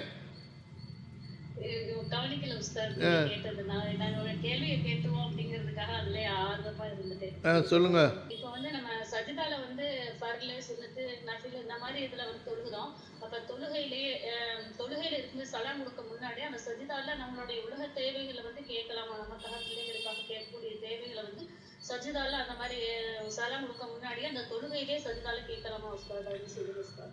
அல்லாஹ்வுடைய அருளால் சஜிதால இம்மை மறுமையினுடைய எல்லா தேவைகளையும் கேட்கணும். ஆனால் அது எப்படி கேட்குறது? நம்முடைய வாக்கியங்களை கொண்டா அல்லது குர்ஆன் ஹதீஸில் வந்திருக்கக்கூடிய வாக்கியங்களை கொண்டா என்றால், குர்ஆன் ஹதீஸில் வந்திருக்கக்கூடிய வாக்கியங்களை கொண்டு கேட்பது சிறந்தது, மிகச் சரியானது. அப்போ குர்ஆன் ஹதீஸில் துன்யாவுடைய தேவைகளுக்காக என்னென்ன துவாக்கள் வந்திருக்கு அதை நம்ம தெரிஞ்சுக்கொள்ளணும். அதில் சுருக்கமாக ரப்பனா ஆத்தினா ஃபித் துன்யா ஹசனா வ ஃபில் ஆখিরাতি ஹசனா வ கினா அஸாபன்னார், அல்லது அல்லாஹும்ம அஸ்லிஹ் லீ ஷஅனி குல்லஹு, அல்லது அல்லாஹும்ம யஸ்ஸிர்லி அம்ரி குல்லஹு, யா அல்லாஹ் எங்கள் காரியத்தை எல்லாம் லேசாக்கி வைப்பாயாக, அல்லது அல்லாஹும்ம பாரிக் லனா ஃபீமா ரஸக்தனா, யா அல்லாஹ் எங்களுக்கு நீ கொடுத்ததில் பரக்கத் செய்வாயாக. ஸோ இந்த மாதிரி நம்முடைய உலக தேவைகளுக்காக வேண்டியும் குர்ஆன் ஹதீஸில் சொல்லப்பட்டிருக்கக்கூடிய துவாக்களை தெரிந்து கொண்டு அதில் நம்மளால் எவ்வளவு துவா மனப்பாடம் செய்ய முடியுமோ அந்த துவாக்களை மனப்பாடம் செய்து அதை மனம் ஓர்மையோடு கேட்குறது மிக சிறந்தது. சில உலமாக்கள் சொல்கிறாங்க உங்கள் மொழியில் கூட நீங்கள் சுஜூதில் கேட்கலாம் என்று. ஆனால் நம்ம அந்த கருத்தை வந்து ஆதரிக்கிறது இல்லை, மறுக்கிறதும் இல்லை. சிறந்ததாக நம்ம எடுத்துக்கிறது வந்து ஹதீஸுகளில் வந்திருக்கக்கூடிய துவாக்களை கொண்டு சுஜூதில் அதிகமாக கேட்பது தான் சிறந்ததுன்னு சொல்லிட்டு, எதுவுமே தெரியலனா கூட அல்லாஹுமே யஸ்ஸிர் அப்படின்னு உங்கள் காரியத்தை மனசில் நினச்சிக்கிட்டு நீங்கள் சொன்னாலே போதுமானது. யா அல்லாஹ் என்னுடைய காரியங்களை லேசாக்கு, என்னுடைய ரிசுக்கை லேசாக்கு, என்னுடைய பொண்ணுக்கு கல்யாணம் ஆகணும் அதை லேசாக்கு, என்னுடைய பையனுக்கு கல்யாணம் ஆகணும் அதை லேசாக்கு, என்னுடைய பையனுக்கு படிப்பு லேசாகணும் அதை லேசாக்கு. ஸோ எதை நீங்கள் நியத்தில் வச்சுக்கிட்டு அல்லாஹுமே யஸ்ஸிர் ஓதுனாலும் அது அல்ஹம்துலில்லாஹ் உங்களுக்கு நிறைவேறும். புரியுதுங்களா? நீங்கள் வாயால் சொன்னாதான் அது அல்லாஹ்க்கு தெரியணும்னு அவசியம் கிடையாது. உங்களுடைய நாவிலிருந்து வெளிப்படக்கூடியதற்கு நீங்கள் மனசில் என்ன நினைக்கிறீங்க என்பதையும் அல்லாஹ் அறிஞ்சவன். அதனால் இந்த அல்லாஹும்ம யஸ்ஸிர் என்ற வார்த்தை வந்து மூசா அலைஹிஸ்ஸலாத்து வஸ்ஸலாம் கேட்ட ஒரு மகத்தான துவா. ரப்பிஷ்ரஹ் லீ ஸத்ரி வ யஸ்ஸிர் லீ அம்ரி. ஸோ இந்த வ யஸ்ஸிர் லீ அம்ரி என்பதை நம்ம என்ன நோக்கத்துக்காக, நல்ல நோக்கத்துக்காக கேட்டாலும் அல்லாஹ் சுப்ஹானஹு வ தஆலா அதை நமக்கு நிறைவேற்றி தருவான்.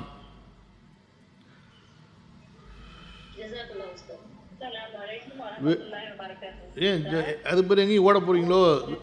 ஜஸாக் அல்லாஹ்னு சொன்னால் அல்லாஹ் உங்களை அடிப்பானாக தண்டிப்பானாகன்னு அர்த்தம். ஜஸாக்கல்லாஹு ஹைரன் என்று சொன்னாதான் அல்லாஹ் உங்களுக்கு நற்கூலி தருவானாகன்னு அர்த்தம். நான் உங்களுக்கு இவ்வளோ கஷ்டப்பட்டு பதில் சொல்லி நேரம் எடுத்து சொல்கிறேன், நீங்கள் என்ன சொல்கிறீங்க, எனக்கு என்ன திட்டி விட்டு போகிறீங்க வெறும் ஜஸாக்கல்லான்னு சொல்லி. சொல்லுங்கள் சொல்லுங்கள். அலைக்குமுஸ்ஸலாம். ஒரு கேள்வி கேட்க சொல்லிருக்காங்க சார். அவங்க ஸ்கூல்ல வந்து செவுரு ஃபுல்லா பெயிண்ட் செவுரா இருக்குதான்.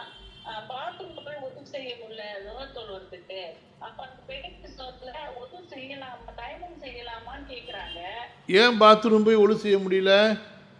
அது வந்து சுத்தமா இல்ல, அது மண்டை மசாலா. அது சுத்தமாக இல்லைன்னு இவங்க ஏன் கற்பனை பண்ணிக்கிறாங்க?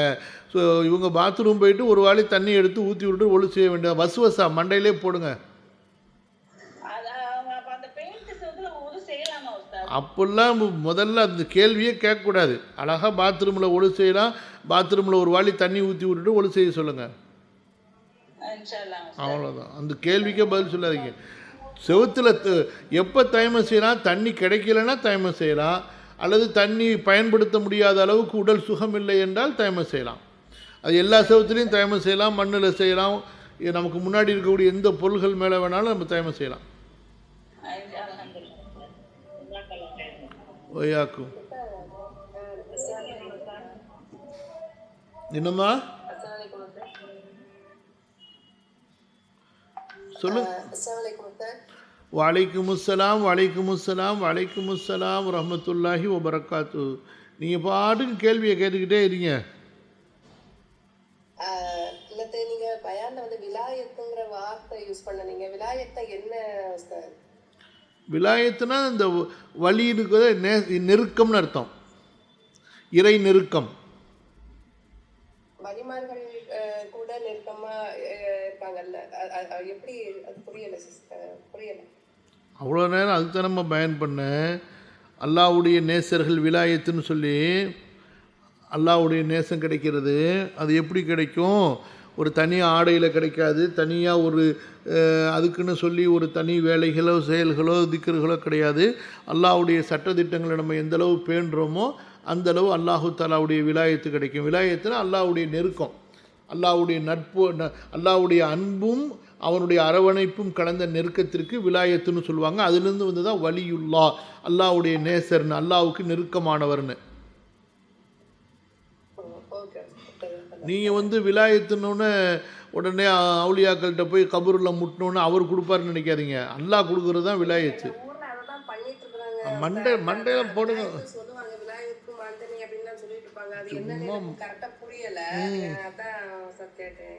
விலாயத்துனா அல்லாஹ் கொடுக்கறது. அல்லாஹ்வுடைய அன்பும் அரவணைப்பும் கலந்து அல்லாஹ்வுடைய நெருக்கத்தை அல்லாஹ் கொடுப்பது.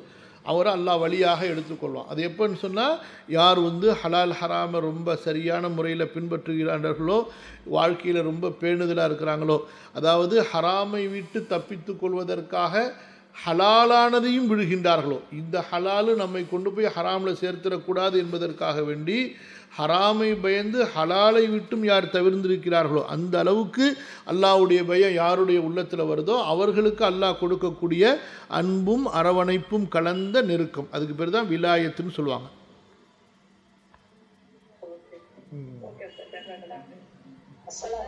ஓகேனா என்ன வாங்கிடுவீங்களா? அதை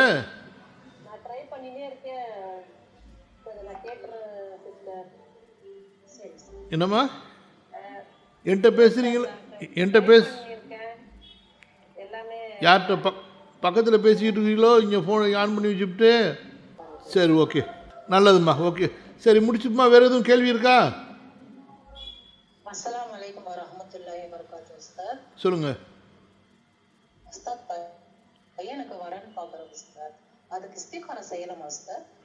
செய்யலாமே. இஸ்திகாரா செய்யணும், மஷூரா பண்ணணும். எந்த ஊரில் இருக்கிறீங்க? பள்ளிக்கரணைனா மெட்ராஸில் இருக்கா? இங்கே அனுப்பி விடுங்க, நிறைய பொண்ணு இருக்குது, ஒரே நாளில் கல்யாணம் பண்ணிடலாம்.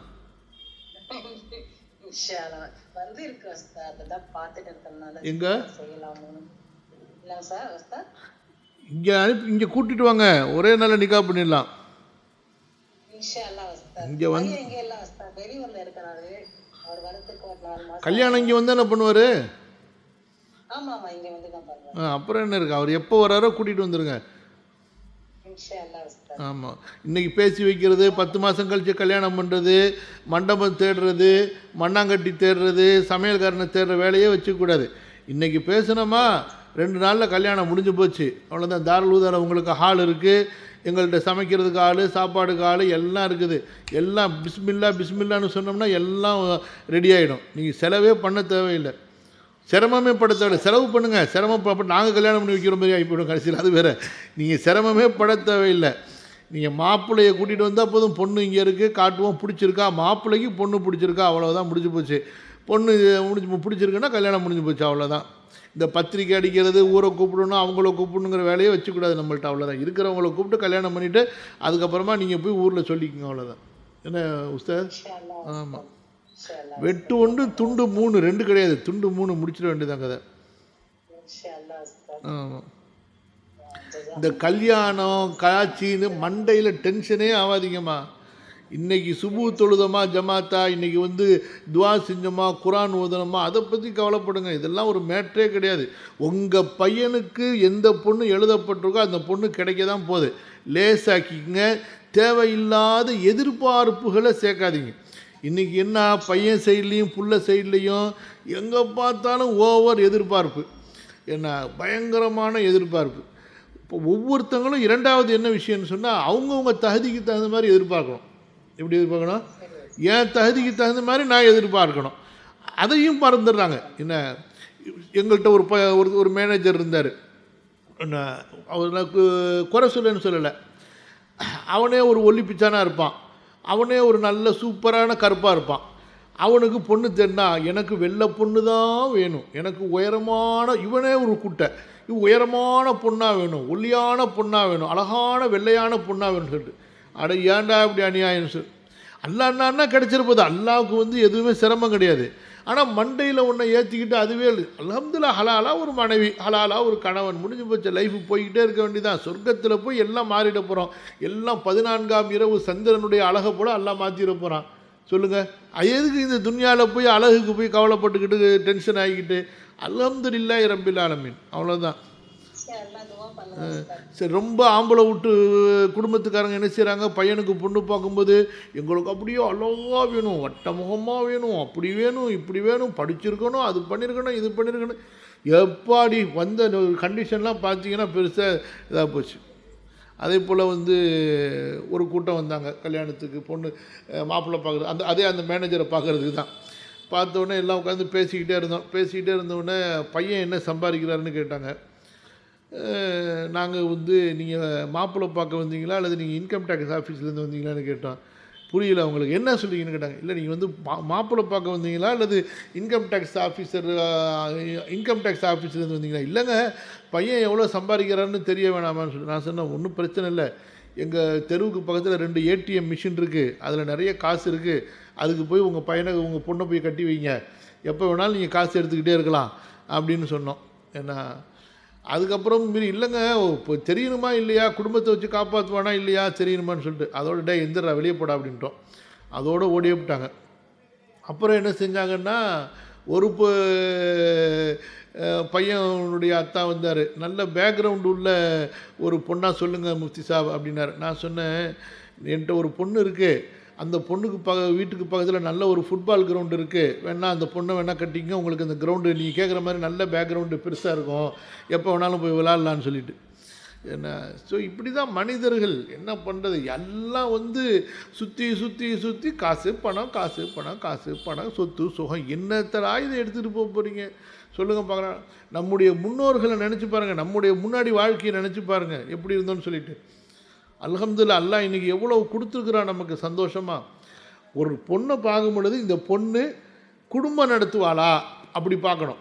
அதே போல் ஒரு பையனுக்கு கட்டி கொடுக்கும் பொழுது இவன் கையேந்தாமல் தன்னுடைய பொண்ணை வச்சு சிரமமோ நஷ்டமோ ஹலால் வச்சு தன்னுடைய பொண்ணை காப்பாற்றுவானா அப்படி தான் பார்க்கணும். அதை விட்டுட்டு சொந்த வீடு இருக்கா, எதுக்கு சொந்த வீடு இல்லைன்னா எதுக்கு சொந்த வீடு சொல்லுங்கள் போனால், என்ன பேச்சுங்கிறீங்க? சொந்த வீடு இல்லாமல் கல்யாணம் நடக்காது அப்படின்னு ஆகிப்போச்சான். எப்படி ஆகிப்போச்சு? ஆக்குனது யார்? வானத்திலேருந்து ஜிப்ரீல் அலைஹிஸ்ஸலாம் வந்து இறக்கி ஆக்குனாங்க. எல்லாம் நீங்கள் ஆக்குனது. உங்களை மாதிரி பெற்றோர்கள் பெரும்பாலும் பொம்பளைங்களால தாங்க பிரச்சனை. நீங்கள் தாங்க பிரச்சனையே சமூகத்தில். நீங்கள் தான் ஏற்றி விடுறது, நீங்கள் தான் இறக்குறது, நீங்கள் தான் குழப்புறது, நீங்கள் தான் பிரச்சனை பண்ணுறது. முதல்ல உங்கள் வாயை மூடிட்டா எந்த பிரச்சனையுமே ஏற்படாதுங்க. நான் ஓப்பனாக சொல்கிறேன். என்னுடைய அதாவது மதிப்பிற்குரிய மாணவிகளாகிய உங்களுக்கு நான் சொல்கிறேன், பிரச்சனை பண்ணுறதே பெண்கள் தான். நீங்கள் முதல்ல வாயை பொத்துங்க. ஒரு வீட்டுக்கு போனால் அமைதியாக பொண்ணை பார்த்தீங்களா, பிடிச்சிருக்கா, பொண்ணு ஓதி இருக்கிறியாமா, நல்லா படிப்பியாமா, குடும்பத்தை நல்லா பாதுகாத்துப்பியாமா, கேளுங்க அல்ஹம்துலில்லாஹ். உடல்லாம் ஆரோக்கியமாக இருக்காமா, அல்ஹம்துலில்லாஹ். அவ்வளோதான். என் பையனை நல்லபடியாக வச்சுப்பியாமா, குடும்பத்தார்கள் எல்லார்ட்டையும் நல்லபடியாக அனுசரித்து நடப்பியாமா, அஹ்லாக்கை பற்றி கேளுங்க.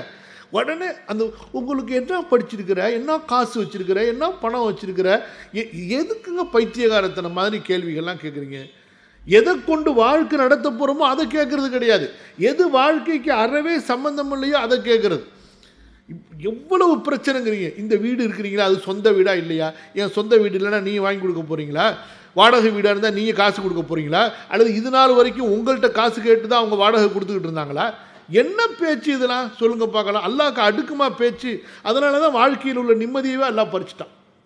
வாழ்க்கையில் உள்ள நிம்மதியவே அல்லாஹ் பறிச்சிட்டான். சாவுங்களா காசு காசுன்னு சொல்லிட்டு சந்தோஷம் இல்லை, கணவன் மனைவி சந்தோஷம் இல்லை, முகபத் இல்லை, ஒரு அந்நியோனியம் இல்லை, ஒரு ஈடுபாடு கிடையாது, ஒரு பாசம் கிடையாது, ஒரு அக்கறை கிடையாது. சாவு காசு காசுன்னு சொல்லிட்டு அல்லாஹ்வுடைய லானத் இறங்கி போச்சு. யா அல்லாஹ் ரஹ்மானே ரஹ்மானே. எல்லாமே வந்து முன்னோர்கள் இதுல வந்து அது மாதிரி வச்சுட்டாங்க சார். ஃபர்ஸ்ட்ல இருந்தே எல்லாமே சொல்லி சொல்லி மாத்துங்க. உங்கள் மாதிரி சொன்னவங்க யாரும் கிடையாது சார். இப்ப இப்ப கொஞ்சம் கொஞ்சம் கண்ணாயிட்டு வருது. இருந்தாலும் பத்திரிக்கை கிடைக்கிறதுல இருந்து அது நீங்க சொன்னீங்களா, வீடு இருக்கா, வசதி இருக்கா, எங்க பொண்ணு போய் நல்லபடியா வாழுமா, அதுதான் சார் நிறைய இப்ப செய்யறது. அது வந்து அதாவது இங்க பாருங்க, வீட்டுனால உங்க பொண்ணு நல்லபடியா வாழ போறது கிடையாது. எந்த பையனுக்கு கட்ட போறீங்களோ அவனுடைய அஹ்லாக்குனால தான் அது சந்தோஷமா வாழும். அதை புரிஞ்சுக்குங்க.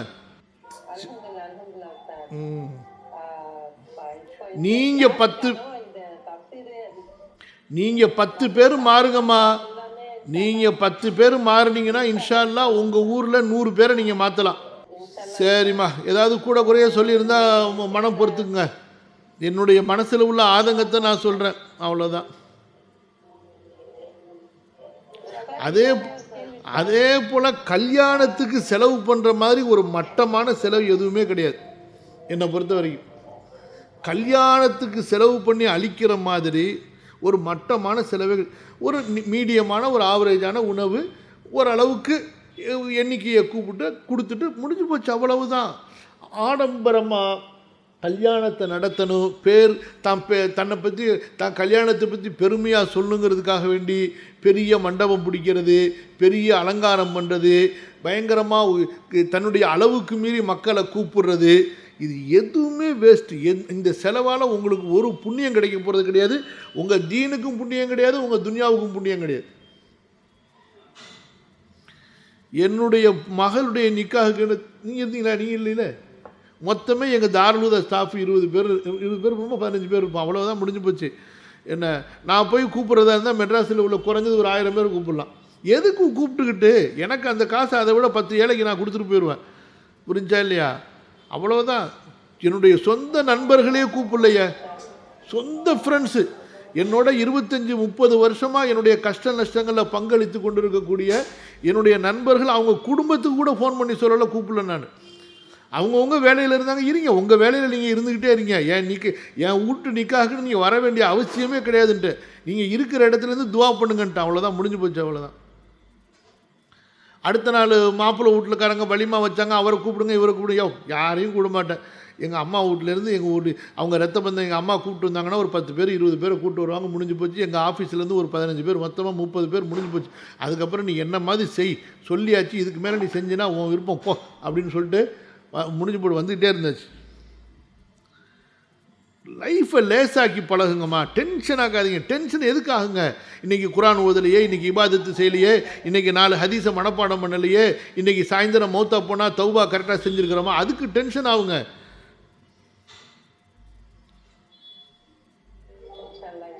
ஓகே ஓகேம்மா. அஸ்ஸலாமு அலைக்கும் வரஹ்மத்துல்லாஹி வபரகாத்துஹு. சுப்ஹானக்கல்லாஹும்ம பிஹம்திக அஷ்ஹது அன் லா இலாஹா இல்லா அன்த அஸ்தக்ஃபிருக வ அத்தூபு இலைக். வஸ்ஸலாமு அலைக்கும் வரஹ்மத்துல்லாஹி வபரகாத்துஹு.